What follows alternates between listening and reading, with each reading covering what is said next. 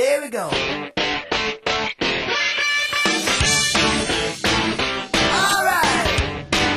Welcome back to Full On Football. Keeping with our theme of coaches and coaching education, we're now joined by John Mundy, who's the FFSA Coaching and Development Manager. Welcome to Full On Football, John. Thank you, Nat. It's been a couple of years since we've seen you. I think you were on one of our very first early shows back in 2006. That's right, yeah. Great to have you back. Yeah, great to have you back.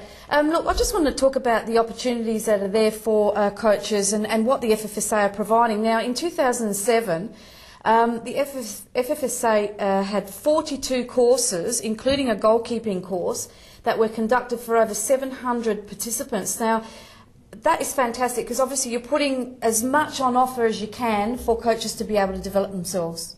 That's right, yes, but we've had a good look at the breakdown of those courses, and we see a lot of room for improvement in the way we're going to restructure the courses. We see a lot of coaches coming in at the junior licence level, but not so many at the youth and senior. So, you know, somebody from will come round to the office and say, "Oh, I'm coaching a senior team, can I sign up for a course? What sort of course can I do?" And you will say, "Well, there's a senior licence course." "Okay, sign me up." And you say, "Oh, wait a minute, you have to do a junior licence, then you have to do a youth licence and gain an advanced pass before you can do this senior licence course." Right. So now we want the coach to be able to come in and we will get them straight on that senior licence course and they can coach at that senior level. So what's the ultimate objective here, that you get coaches with higher qualifications? I think there's two pathways now. We've got the community pathway that we run within this state, and there's also an advanced pathway, which most of those courses are run out of Canberra.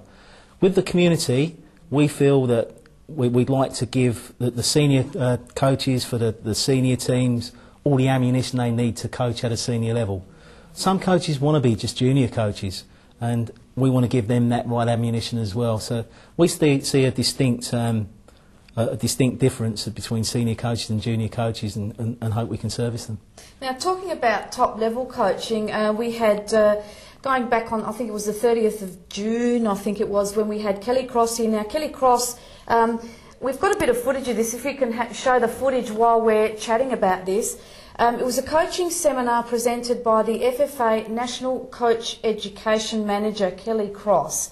Now, Kelly was part of the FIFA Under-20 World Cup Technical Observations Party or group of people. Now, they specifically looked at the recent Under-20 World Cup champions, Argentina. Now, John, a lot of people would say, well, why are we looking at Argentina? And as Kelly mentioned within his seminar, Argentina had won 5 out of the last 7 Under-20 World Cups, so obviously a team that you want to be looking at. And the fantastic thing, I mean, we can see that there were a lot of coaches that took up the opportunity. It was a free seminar, so, you know, there's no financial outlay here. Very, very interesting in some of the topics that they covered in this seminar. Yes, it was very interesting. Argentina and some other teams like Brazil, Mexico and Portugal, some of the favourite teams for this competition, seem to adapt a man-to-man marking system. And that hasn't seemed to be the trend of recent years. It seems to be going back in time. But certainly it works very well for them. It throws out a lot of the defensive principles that we've been teaching over the years. And, you know, it opens up that discussion and different ways of looking at the game. Definitely. Now, we're looking at some footage of general football, which Kelly whet our appetites just before we started the seminar. And during the seminar, I thought it was very, very interesting at some of the topics that were covered. Obviously, we looked at flexibility within defence and how you can change and set yourselves up, not just having set plays, but being able to recognise where things are breaking down and change to be able to overcome those breakdowns. But looking at things like players' height, individual players, their formation, their flexibility, their attacking philosophy, their defending. I found it very, very interesting. Yes, certainly, and the height's a very interesting subject. I know sometimes in this country a lot of the coaches think the bigger the player, the more potential they've got for some reason. But Argentina, they're not a tall race by any means, and along with Brazil, they really don't look at the size of their players when they're actually developing them. The only exception, I guess, with Brazil, they do look at their goalkeepers, the size of their goalkeepers. And here we had the shortest player. The dwarf, yeah. And I believe I think he got the silver boot of the competition, Yes, and he did, yeah. just absolutely fantastic. I mean, some of these small players have got great ability, so if there's any small players out there, you've got a real chance. Definitely. And as you said, there were different areas within this seminar. We were looking at basic formation, we were looking at the approach. Some points that he looked at was defend with the minimum number of players, man-to-man approach rather than a zonal approach, no time allowed for opponents to construct attacks, to put your opponents under pressure as they receive the ball, and up front, one-on-one, definite, aggressive, tough, be able to adjust quickly if things break down, and of course, your excellent keeper. That's right.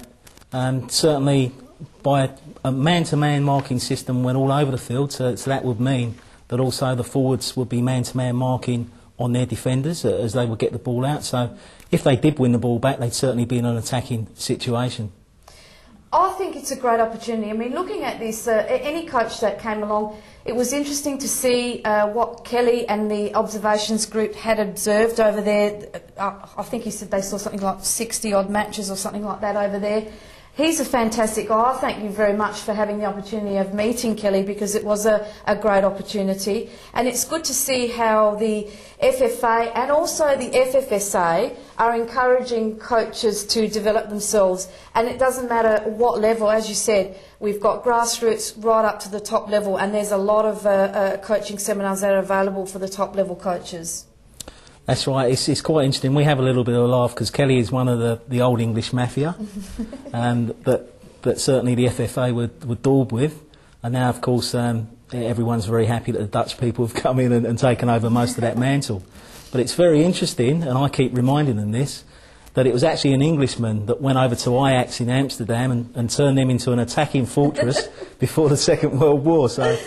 Yeah, his name was Jack Reynolds. Yeah, no, so look, I have to say it was a great opportunity to be able to attend and to allow us to film that, to be able to show our viewers.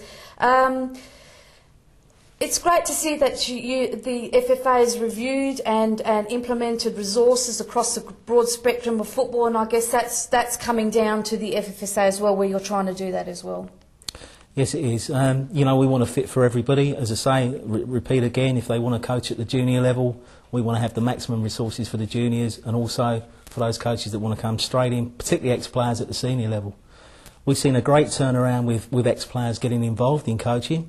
One of your previous guests, I've had the pleasure of training up as an instructor this year, which was Joe Mullen. Mm-hmm. Absolutely natural as an instructor for coaches. Does a fantastic job. You've had the likes of Paul Ocon, Alex Tobin, Jurakovic, Kevin Muscat, all coming on board and doing coaching courses this year. As ambassadors now, aren't they? I think they're the ambassadors for the FFA. And also, it's not just restricted to coaches. I mean, you're looking at development for players, officials and administrators. And, you know, we say the game grows with players, but behind the scenes, the game is ever growing, isn't it? It certainly is. Our development team has grown in the last year since I've been on board, from about 1 to 6. And we're finding that, you know, we're getting out there into the country areas.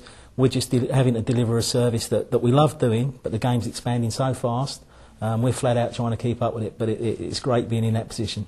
Well, I have to say that I walked away from that seminar knowing more about flexibility in defence and putting your faith in your players, which I don't know how many coaches do that. I guess all coaches do that. But again, thank you for the opportunity to be able to attend that and film that, and for being able to meet Kelly. And wish you all the best with what's coming up within the FFSA. Very exciting times over the next few weeks. We've got the tight leagues coming up. And, very exciting. Yeah, so it's just going right down to the wire. Yeah. And thanks again for your time, John. And hopefully in the not too distant future we can have you back again. Thank you. It's been a pleasure. Cheers. Thanks. Cheers.